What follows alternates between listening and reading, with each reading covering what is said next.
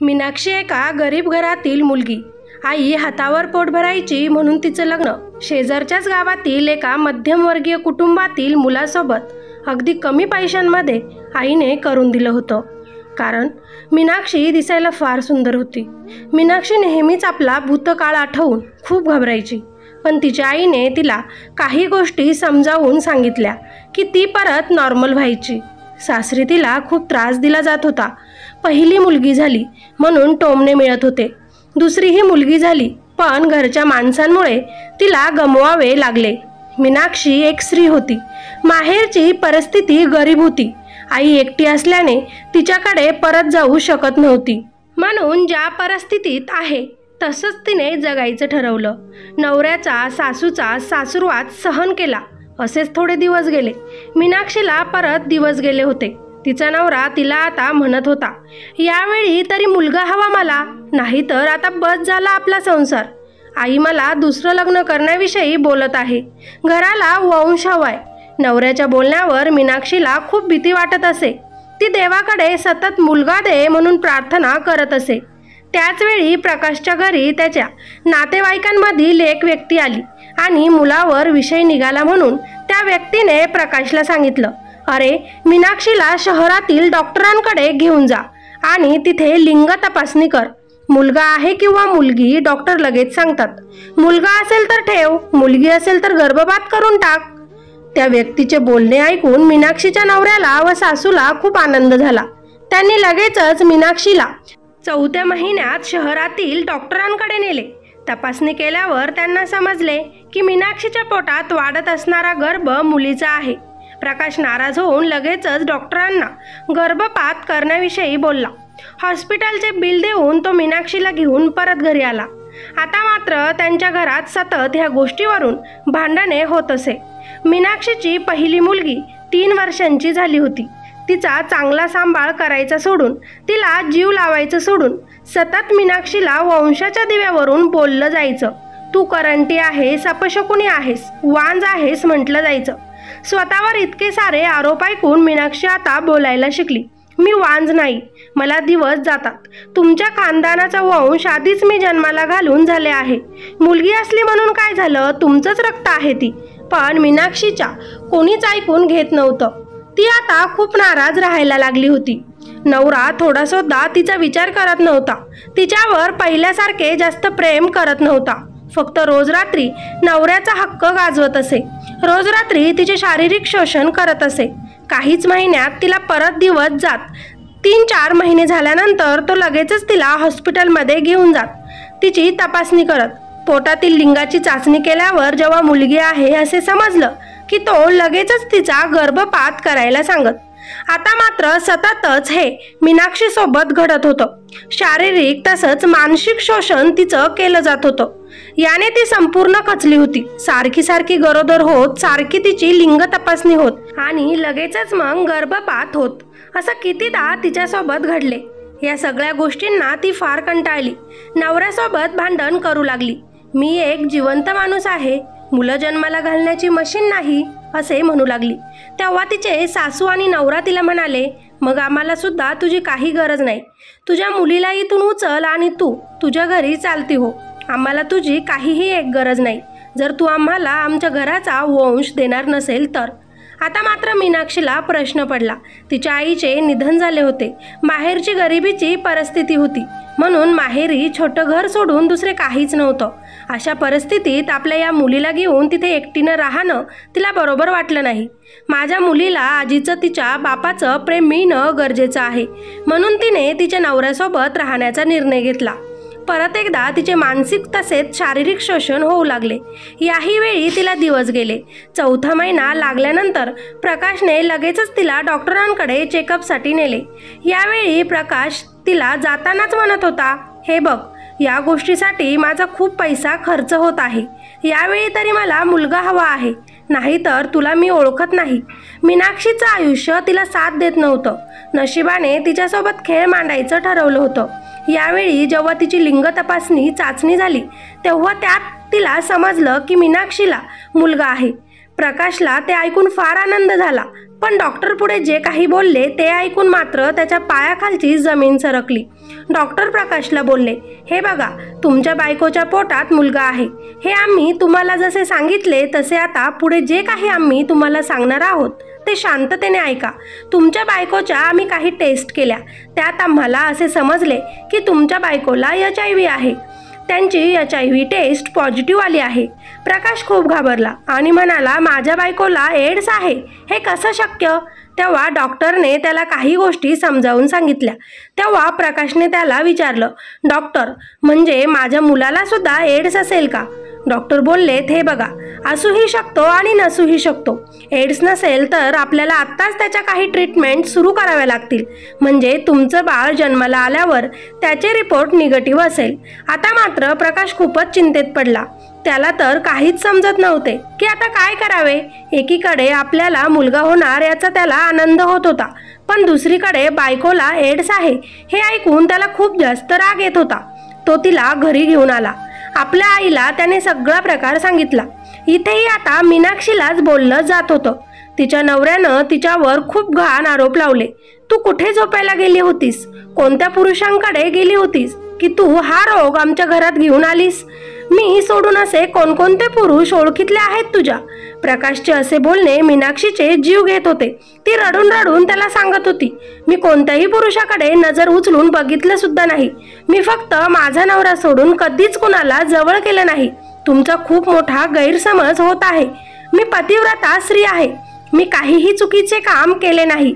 तेव्हा तिची सासू म्हणाली, मग हा रोग आमच्या घरात कुठून घेऊन आलीस? मीनाक्षीच्या सासूने घाईघाईतच प्रकाशला स्वतःची टेस्ट करून घ्यायला लावली. प्रकाश खूप घाबरला होता, पण दिवस गेल्यापासून तो मीनाक्षीच्या जवळ गेला नव्हता. म्हणून एक आशा होती की त्याला एड्स नसेल, आणि तेच झालं. त्याचा रिपोर्ट निगेटिव्ह आला. आता मात्र प्रकाश आणि त्याच्या आईने खूप मोठा निर्णय घेतला. त्यांना मात्र आता वंशाचा दिवा सुद्धा लागत नव्हता. त्यांनी धक्के मारून मीनाक्षीला आपल्या घराच्या बाहेर काढले. ती रडून रडून त्यांची माफी मागत होती. मी गरोदर आहे, या मुलाला एकटं कसं वाढवू म्हणत होती. माझ्यात आता शक्ती नाही, माझी कमजोरी वाढली आहे.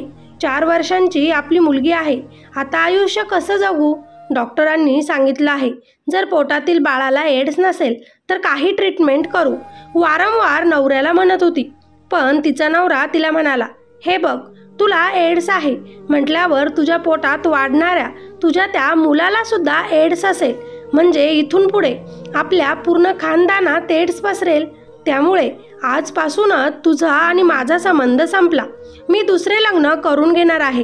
तुझ्या या मुलीला सुद्धा तुझ्यासोबतच घेऊन जा.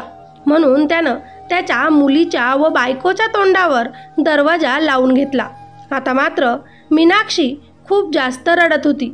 4 महिन्यांची गरोदर मीनाक्षी आपल्या 4 वर्षाच्या लेकीचा हात पकडत जड पावलांनी तिचं ते सासरचं घर सोडून रस्त्यावर चालू लागली. आता काय करावे, कुठे जावे, तिला काहीच समजत नव्हते. नशिबाने खेळ मांडला होता. डॉक्टरांनी प्रकाशला सांगितलं होतं की मीनाक्षीला एड्स कशामुळे झाला असेल. तरीसुद्धा प्रकाशने मीनाक्षीला घराच्या बाहेर काढले, तेही तिच्या चारित्र्यावर आरोप लावून. खरं तर मीनाक्षीला जेव्हा दिवस जायचे तिची लिंग तपासणी करण्यासाठी तिला हॉस्पिटलला घेऊन जाण्यात यायचे. वेगवेगळ्या प्रकारचे इंजेक्शन तिला दिले जात होते. खूप वेळा रक्त तपासण्या तिच्या होत असे. कधीकधी तर शरीरातील कमजोरीमुळे तिला नवीन रक्तही चढवले जात होते आणि त्याच गडबडीत एकतर दिले गेलेले इंजेक्शनमुळे किंवा शरीरात चढवलेल्या दुसऱ्या कुणाच्या तरी रक्तामुळे तिला एड्स झाला होता. स्वतःची चुकी कबूल न करता प्रकाशने सगळं काही आरोप मीनाक्षीवर लावून तिला घराच्या बाहेर काढले. आपल्या बायकोला या संकटात टाकणारा तिचा नवरा होता. त्याच्याच मुलगा होण्याच्या हव्यासापोटी आज तिला हा एड्स झाला होता. आता का तिच्या पोटात मुलगा असून सुद्धा त्यानं तिला एकटं सोडलं होतं. मीनाक्षी आपल्या लेकीचा हात पकडत आपल्या आईच्या त्या छोट्याशा घरात आली. आई जाऊन आता 2 वर्ष झाली होती. डोक्यावर फक्त छताचाच आधार तिला मिळाला होता. पण पोटाचं काय? खायला अन्न नसेल तर माझ्या मुलीचं आणि माझ्या पोटात वाढणाऱ्या माझ्या त्या बाळाचं कसं होईल? हीच चिंता तिला सतावत होती. म्हणून आता ती लोकांच्या घरी धुणे भांडे करायची कामे करू लागली. 1-2 महिना चांगला गेला. हातात कामाचे पैसे आले. लोकांच्या घरी कामे करून त्यांच्या घरचे उरलेले शिळे अन्न ती आपल्या घरी घेऊन येत असे आणि त्याच्यावरच तिच्या त्या मुलीचे आणि तिचे पोट भरत असे. पण त्यालाही कुणाची तरी नजर लागली. तिच्या सासूने गावभर करून दिलं की माझ्या सुनेला एड्स होता म्हणून आम्ही तिला सोडले. आता सगळीकडे माहिती झालं होतं की मीनाक्षीला एड्स आहे. ती जिथेही काम करायला जायची तिथे तिला वेगळ्याच नजरेनं बघितलं जायचं. चौकावर बसलेले पुरुष तरुण मुले तिच्याकडे बघून हसायचे. वेगवेगळे जोक तिच्यावर मारायचे. तिची कसलीही चुकी नसताना तिला हा सगळा त्रास सहन करावा लागत होता.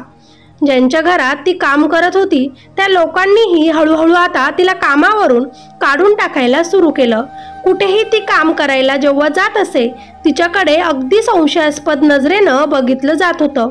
हे गावाकडील लोक होते म्हणून त्यांना इतकंच माहिती होतं की तिला एड्स झालेला आहे. त्यामुळे आपल्याला सुद्धा तिच्यामुळे एड्स होऊ शकतो म्हणून सगळेच तिच्यापासून दूर दूर राहत होते. ती साधं बोलायला जरी गेली तरी लोक तिच्यापासून दूर दूर होत असे. मीनाक्षीला आता कुठलंही दुसरे काम मिळत नव्हतं.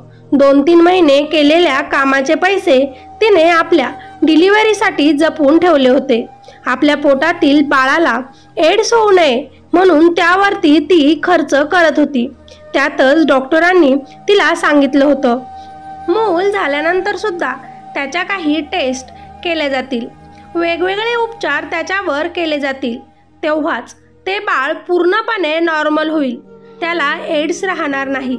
आता मात्र मीनाक्षीला आपल्या पोटातील बाळाची सुद्धा खूप चिंता लागून होती. देवकृपाने तिच्या पोटातील बाळाला एड्स नव्हता, पण तो झाल्यानंतर पुढे त्याला एड्स होऊ नये यासाठी देखील बराच खर्च, बऱ्याच टेस्ट डॉक्टरांनी सांगितल्या होत्या. यामुळे मीनाक्षी बरीच इकडे तिकडे काम शोधत फिरत असे, पण तिला काम द्यायला कोणीही तयार नव्हतं. पण एका सरकारी हॉस्पिटलमध्ये तिला साफसफाईचे काम मिळाले आणि तिथेच ती ते काम करू लागली. मिळेल तितका पैसा आपल्या छोट्या मुलीसाठी आणि होणाऱ्या बाळासाठी जमा करू लागली. खूप हलाखीचे दिवस तिचे चालले होते. असेच तिचे 9 महिने पूर्ण झाले. प्रसूतीची वेळ जवळ आली. स्वतःचं हॉस्पिटलमध्ये स्वतःला ॲडमिट करायला गेली.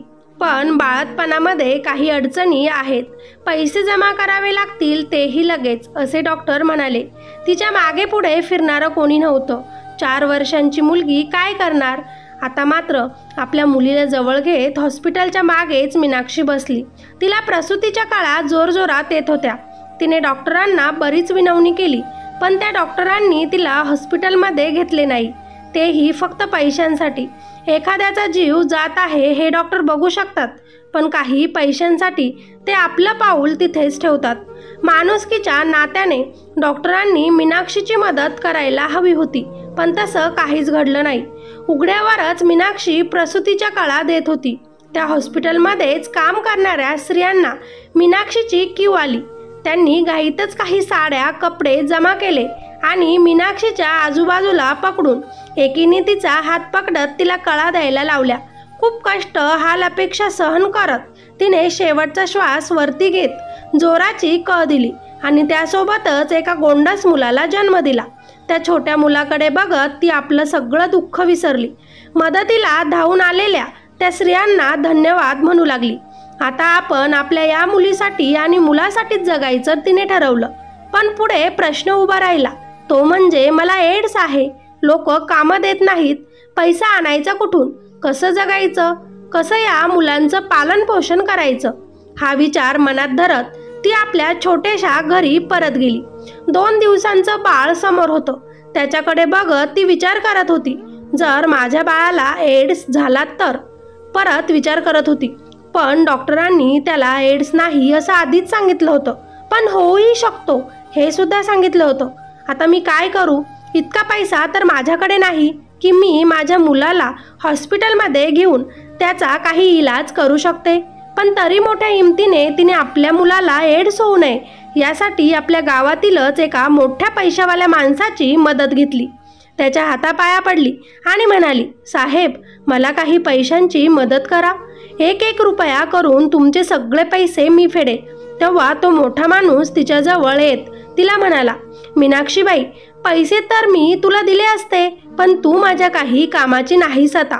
एका रात्रीसाठी तुझ्यासोबत झोपून मी स्वतःला एड्स करून घेऊ शकत नाही. त्याचं असं विचित्र बोलणं ऐकून तिच्या अंगावर शहारा आला. जगात आजही असे लोक आहेत जे फक्त स्वतःच्या फायद्यासाठीच जगतात. घाईतच तिथून ती पळाली. आता काय करावं विचार करू लागली. काम करून थोडेफार पैसे तिने साचवले होते. तेच घेऊन ती शहरात हॉस्पिटलमध्ये आली. आपल्या मुलाचा चेकअप केला, ज्यात तिच्या मुलाला HIV नसल्याचे परत समजले. तरीही त्याच्या सुरक्षिततेसाठी त्याच्यावर काही उपचार वेळेतच करावे लागतील आणि त्याच्यासाठी खूप खर्च येईल असे सुद्धा डॉक्टरांनी सांगितले. आणि जर ते उपचार मुलावर केले नाही तर काय होईल? त्याला एड्स होऊ शकेल का? तिने नाराज होतच विचारलं. तेव्हा डॉक्टर तिला म्हणाले, खरं तर अगोदरच तुम्ही जे काही उपचार केलेले आहेत त्यामुळे तुमचं बाळ HIV निगेटिव्ह तर आलं आहे, पण ते तुमच्या गर्भात होतं. काहीही होऊ शकतं. आपल्याला त्याचे उपचार वेळेतच पूर्ण करावेच लागतील, म्हणजे पुढे जाऊन तुम्हाला काळजी करायचं काम नसेल. मीनाक्षी एक आई होती. दिसायला सुंदर होती. घरात 2 मुलांची जबाबदारी तिच्यावर होती. काहीही करून तिला तिच्या मुलीला सांभाळायचं होतं आणि मुलाला वाचवायचे होते. पण हे सगळं कसं शक्य होईल? ते विचार करत असतानाच त्याच हॉस्पिटलमध्ये एक पुरुष तिला भेटला होता. त्याने तिला एका ठिकाणी तुम्हाला मी काम शोधून देतो असे सांगितले आणि आपल्याच घराशेजारील घर तिला त्याने भाड्याने दिले. या शहरातील लोकांची वासना किती वाईट असते हे मीनाक्षीला त्या पुरुषाला भेटून चांगलेच समजले. त्या माणसाने तिच्या एकटेपणाचा फायदा घेतला. आपण तुझ्यावर प्रेम करतो असे सांगू लागला. आता मात्र मीनाक्षी थोडी स्वार्थी झाली होती. आपल्या मुलांना आणि आपल्याला इथे सहारा मिळाला यातच ती खुश होती. तिने त्या तरुण पुरुषाला सांगण्याचा प्रयत्न देखील केला की तिला एड्स आहे, पण त्याने ती मजाक करत आहे समजून तिच्यावर बळजबरी केली. तिच्या जवळ गेला. मीनाक्षी ही स्वतःच्या जीवनाशी लढून लढून आता थकली होती. मुलांची पोटं भरण्यासाठी तिला आता हे सगळं करावंच लागणार आहे हे समजून चुकली होती. त्या माणसाचे नाव दीपक होते. दीपक हॉस्पिटलमध्ये साफसफाईचे काम करत असे. तो खरंच आता मीनाक्षीवर प्रेम करायला लागला होता. मीनाक्षीने दीपकला खरं सगळं सांगितलं, पण त्याने तिच्यावर विश्वास ठेवलाच नाही. पण जेव्हा एक दिवस हॉस्पिटलमध्ये मीनाक्षी आपल्या बाळाला घेऊन आली तेव्हा त्या डॉक्टरांचे आणि मीनाक्षीचे त्याने बोलणे ऐकले. तो खूप घाबरला. म्हणजे खरंच मीनाक्षीला एड्स आहे हे त्याला समजले. त्याला घामच फुटला. म्हणजे आता आपल्याला सुद्धा एड्स झाला हे त्याच्या लक्षात आले. तो खूपच चिडला होता. आता तो स्वतःला वाचवण्याचा प्रयत्न करायला लागला, पण उपयोग नव्हता.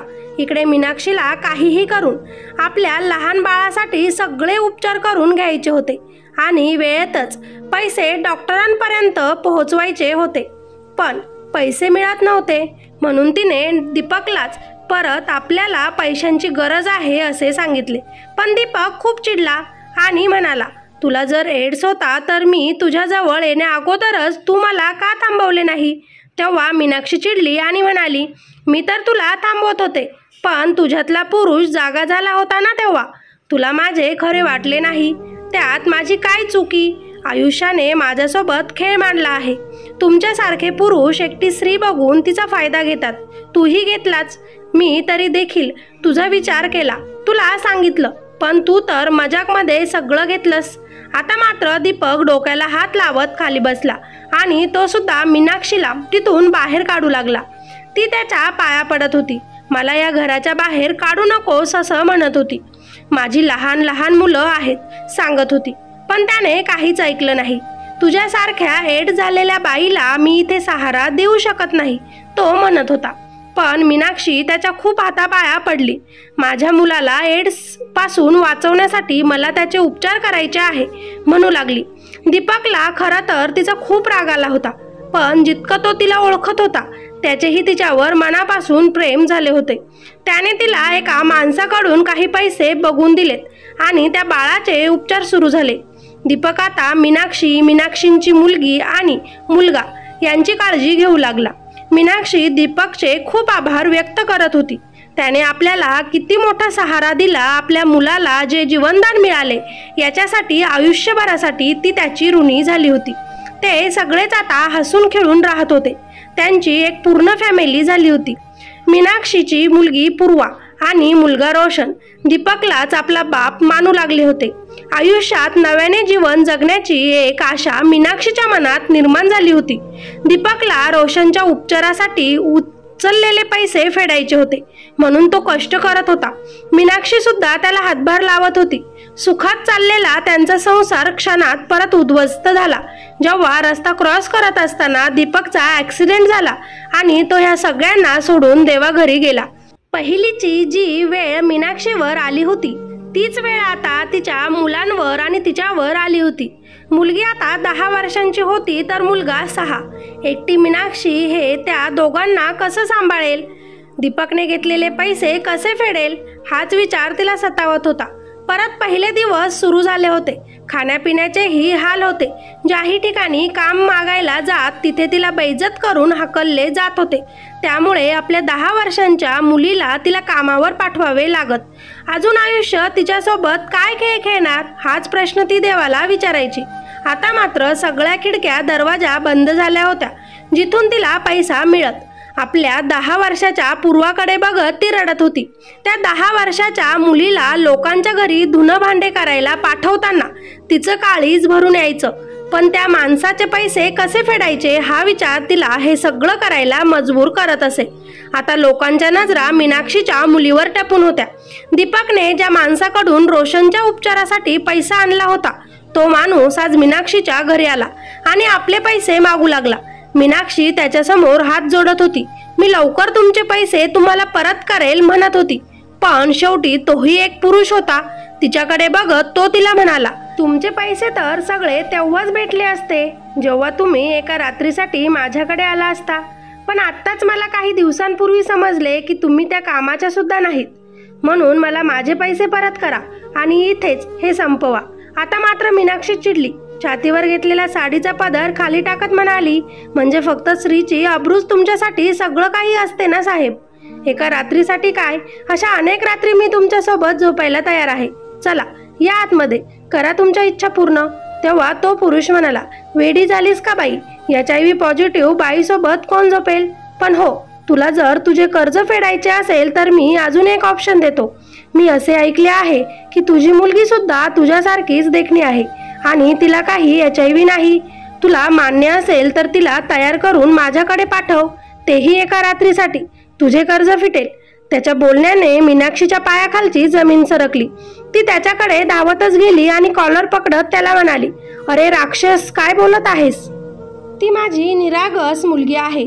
अवयवांची अजून साधी ओळखही नाही तिला आणि तू तिचा भक्षक बनायचा प्रयत्न करत आहेस. लाज वाटत नाही का तोंडून असं बोलायला? तेव्हा तो पुरुष म्हणाला, ठीक आहे मग, नाही तर नाही. माझे पैसे मला उद्याची उद्या परत करायचे, नाही तर तुझ्या या 6 वर्षाच्या मुलाचं आणि त्या मुलीचं काही खरं नाही. नेहमीसाठी तुम्हाला इथून जावं लागेल.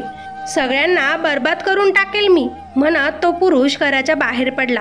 मीनाक्षी रडत रडत खाली बसली आणि आपल्या भूतकाळात गेली, ज्या भूतकाळाची तिला खूप भीती वाटत असे. जो भूतकाळ आठवला तरी तिच्या अंगावर काटा यायचा.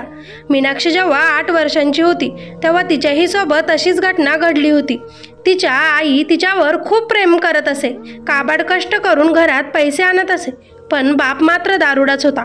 दारू पिऊन तो मीनाक्षीच्या आईला मारत असे. एक दिवस तर मीनाक्षीच्या बापाने त्याच्या मित्रालाच घरी आणले आणि बायकोला म्हणाला, मीनाक्षीला तयार कर आणि मित्राच्या रूममध्ये पाठव. बायकोने यावर आवाज उठवला तर तिचा आवाज बंद करण्यात आला. तिला तिथेच खुर्चीला बांधून ठेवण्यात आलं आणि त्या बापाने त्या मित्राकडून पैसा घेऊन त्या मित्राला त्याने मीनाक्षीला सोपवली. त्या मित्राने मीनाक्षीला रूममध्ये नेले. मीनाक्षी त्याला काका काका म्हणत होती. तुम्ही काय करत आहे असं बोलत होती. ती तर लहान होती, तिला काही समजत नव्हते की काय चालू आहे. आणि त्या माणसाने मात्र तिच्यावर इतक्या कमी वयात बलात्कार केला. आपल्यासोबत काय घडले हे तिला काहीच समजले नाही. मीनाक्षी रडत होती आणि आईला म्हणत होती, माझं सगळं अंग दुखत आहे. त्या माणसाने मला इथे इथे हात लावला सांगत होती. तिच्या आईला मात्र तिच्या होणाऱ्या वेदना समजल्या होत्या. आपल्या लेकरासोबत काय घडले हे समजले होते, पण ती काहीच करू शकली नाही. त्यानंतरही मीनाक्षीच्या बापाने अशाच लोकांकडून पैसा घेऊन आपल्या मुलीची आबरू त्यांच्या हातात सोपवली. मीनाक्षीचे वडील तिच्या आईला खोलीत बंद करून ठेवत आणि पैसे घेऊन दारू प्यायला निघून जात. आणि ते माणसं मीनाक्षीसोबत सगळं काही करत. आपल्यासोबत काय केलं जात आहे, आपल्याला असले विचित्र हात का लावले जात आहेत, हे सुद्धा त्यावेळी त्या 8 वर्षाच्या मीनाक्षीला समजत नव्हतं. खरं तर नशिबाने तिच्यासोबत तेव्हापासूनच खेळ खेळायला सुरू केलं होतं. मीनाक्षीच्या आईने तिची खूप मदत केली. एके रात्री आपल्या मुलीला घेऊन तिने दुसरं शहर गाठलं आणि तेव्हापासूनच तिचं अगदी प्रेमाने सांभाळ केला. लोकांच्या घरी जाऊन धुणे भांडे करत तिला मोठं केलं आणि नंतर चांगल्या घरी लग्न देखील करून दिले. मीनाक्षीचे लग्न प्रकाशसोबत झाले होते. त्याचंसुद्धा एक दुकान होतं. घरी जमीन होती, स्वतःचं घर होतं. त्याला मीनाक्षी आवडायची म्हणून त्यानं तिच्यासोबत लग्न केलं. पहिले थोडे दिवस त्या दोघांचा संसार सुखात चालला. तिची सासूसुद्धा तिला खूप जीव लावायची. पण जेव्हापासून तिला पहिली मुलगी झाली तेव्हापासून त्यांच्या व्यवहारात बदल पडू लागला. मीनाक्षीला सतत टोमणे मारले जात होते, कारण सासरच्या लोकांना वंशाचा दिवा हवा होता. पहिली मुलगी झाल्यानंतर दुसऱ्या मुलासाठी जेव्हा त्यांचे प्रयत्न सुरू झाले तेव्हा प्रकाश प्रत्येक शब्दात प्रत्येक मिनिटाला तिला फक्त आपल्याला मुलगाच हवा इतकंच बोलत होता. मीनाक्षीला माहिती होतं की मुलगा होणं किंवा मुलगी होणं हे फक्त माझ्या नवऱ्याच्याच हातात आहे. यासाठी मी काही करू शकत नाही. ती आपल्या नवऱ्याला समजावून सुद्धा सांगायची, पण तो मात्र हे लक्षात घेत नव्हता. जेव्हा मीनाक्षीला दुसरी ही मुलगीच झाली तेव्हा मात्र तिला खूप जास्त सासुरवास होऊ लागला. तिच्या दुसऱ्या मुलीला कोणी साधा हातही लावत नव्हतं, ना तिची काळजी घेतली जात होती. आमच्या घराला काळिंबा फासवायलाच परत मुलीचा जन्म झाला, असेच सतत टोमणे मीनाक्षीला ऐकवले जात होते. मीनाक्षी तर ओली बाळंतीण होती, पण तिची कसल्याही प्रकारची ठेप राहिली नव्हती. व्यवस्थित अन्न पाणी न खाल्ल्यामुळे तिच्या बाळाला पुरेसं दूध नव्हतं. म्हणूनच मीनाक्षीची झालेली दुसरी मुलगी 12 दिवसांच्या आतच मरून गेली. मीनाक्षीला या गोष्टीचं फार दुःख झालं. तिला तर समजतच नव्हते की आपल्यासोबत असे का होत आहे. ती नवऱ्याला काही समजवायला गेली की तो वरून तिलाच बोलायचा, एक मुलगी आपल्याला आहे ना, मग कशाला रडते, आता नको मुलगी, मुलगाच हवा, माझ्यानंतर माझा कारभार कोण सांभाळेल, घराला वंश हवा. इतकं बोलून तो त्याच्या कामाला निघून जात. पहिली मुलगी झाली, दुसरी मेली, नंतर लिंग तपासण्या, मुलगा तर झाला पण एड्स नशिबी आला. पण एखाद्याच्या नशिबात वाईट लिहिलेलं असेल तर ते वाईटच घडतं. तेच आज तिच्या नशिबी परत आले. जे माझ्यासोबत घडले तेच आज माझ्या मुलीसोबत सुद्धा घडत आहे. मी माझ्या मुलीसोबत हे सगळं घडून देणार नाही. मी माझ्या मुलीची इज्जत इतक्या मोठ्या माणसाच्या हाती सोपवणार नाही. निष्पाप जीव आहे तिचा. आईने जे कष्ट सहन केले तेच कष्ट आता मुलगीही सहन करणार. माझ्यासारखं आयुष्य तिचंही इथून पुढे सुरू होणार. मनाशी बडबड करत मीनाक्षी मोठमोठ्यानं रडत होती. आपल्याला एड्स झाला तोही नवऱ्याने आपल्या गर्भात असलेल्या लिंग तपासण्या केल्या म्हणून, चुकीचं रक्त अंगात चढवलं गेलं म्हणून, किंवा चुकीचं इंजेक्शन दिलं गेलं म्हणून. ज्या नवऱ्यानं हे केलं तो आज सुखात संसार करत आहे. त्याचे हे 2 मुलं इतक्या कष्टात मी मोठे करत आहे. पाप त्यानं केलं आणि सजा मला आणि माझ्या मुलांना मिळत आहे. आता मात्र मीनाक्षी उभी राहिली, स्वतःचे डोळे पुसले. अन्यायाविरुद्ध आवाज उठवायचा तिने ठरवलं. दीपक जरी तिच्यासोबत आज नव्हता तरी त्याच्या प्रेमाने तिला खूप काही शिकवलं होतं. तिला एड्स असतानाही दीपकनं तिच्यावर प्रेम केलं आणि तिच्या मुलांना स्वीकारलं होतं. पण तिचा नवरा प्रकाश याने तिला घरातून बाहेर काढलं होतं. आज आपल्या मुलीसाठी मीनाक्षीला नव्याने उठायचं होतं. तिने डोक्यात बरेच काही विचार केले आणि त्या पुरुषाला फोन केला. तुम्ही जे काही म्हणालात ते मला मान्य आहे असं सांगितलं. आपल्या मुलीला तिने नवीन ड्रेस घातला आणि तिला म्हणाली, पूर्वा, एक काका येत आहेत, तुला त्यांच्यासोबत नीट बोलायचं आहे. पूर्वाला इतकं काही कळत नव्हतं, कारण 10च वर्षांची होती ती. ती फक्त आईला हो म्हणाली. तो पुरुष घरी आला आणि मीनाक्षीने त्याला आपल्या मुलीच्या रूममध्ये पाठवलं। तो माणूस पूर्वासोबत खेळू लागला, तिला इकडे तिकडे हात लावू लागला, एक एक करून तिचे कपडे दूर करण्याचा तो प्रयत्न करू लागला।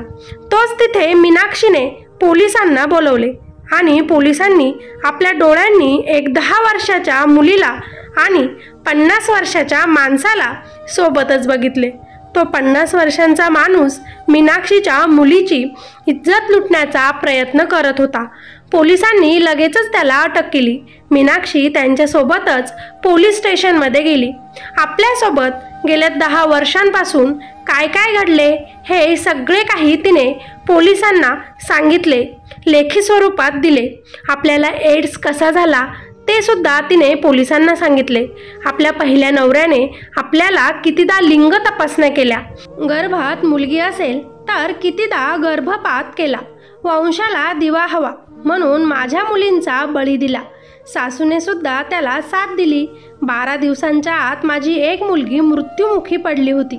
सगळं काही खरं खरं तिनं पोलिसांना सांगितलं। आणि त्याचवेळी मला एड्स झालाय आणि एड्समुळेच आज मला कित्येक ठिकाणी कामसुद्धा मिळत नाही। लोक माझ्याकडे विचित्र नजरेनं बघतात, माझ्या मुलांना सुद्धा वाळीत टाकल्यासारखं त्यांच्यासोबत वागतात। मला न्याय हवा म्हणत मीनाक्षी रडू लागली। पोलिसांनी लगेचच प्रकाशच्या घरी आपली गाडी घेतली। प्रकाशला आणि त्याच्या आईला अटक केली। प्रकाश कारण विचारत होता तेव्हा मीनाक्षी त्याला म्हणाली, इतकं मोठं कारण तुझ्यासमोर उभं आहे, मी तुझी कंप्लेंट केली। एक बायको असताना तू दुसरे लग्न केलं, मला एड्स तुझ्यामुळेच झाला, तुमच्यामुळे मी इकडे तिकडे भटकले, लोकांनी माझी मजाक उडवली, पण आता बास, मी तुमची पहिली बायको होते। मी असताना तुम्ही दुसरे लग्न केले, पण तुमच्या मुलांचं काय जे आजही माझ्यासोबत आहेत? मी माझे हाल करून घेतले, पण माझ्या मुलांचे हाल मी होऊ देणार नाही। सासूबाईंना वंशाचा दिवा लागत होता, हा घ्या तुमचा वंशाचा दिवा। देवकृपेने त्याला एड्स नाही। मला आता तुमच्या सगळ्या इस्टेटीमध्ये अर्धा वाटा हवा, माझ्यासाठी नाही तर माझ्या मुलांसाठी। या सगळ्यांमध्ये पोलिसांनी मीनाक्षीची खूप मदत केली। पूर्ण प्रॉपर्टीमधून मीनाक्षीच्या मुलाला आणि मुलीला हिस्सा मिळाला।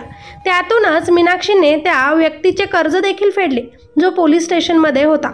मीनाक्षीचा नवरा तिची माफी मागत होता, सासू देखील माफ कर म्हणत होती, पण मीनाक्षीला त्यांची दया आली नाही। लिंग तपासणी आणि गर्भपात करण्याच्या गुन्ह्यात त्यांना शिक्षा झाली।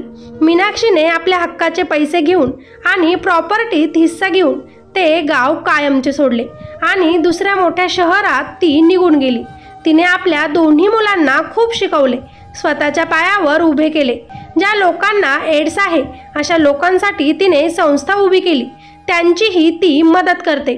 पूर्वा आज खूप मोठी डॉक्टर आहे, तर पूरव आपल्या आईसोबतच एड्स झालेल्या माणसांची सेवा करतो। खूप मोठी संस्था त्यांची झाली आहे।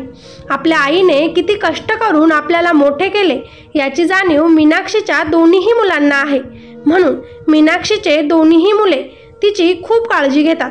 आपल्या जीवापेक्षाही आपल्या आईला जास्त जपतात। आत्ताशी कुठे मीनाक्षीचे आयुष्य जरा स्टेबल सुरू आहे।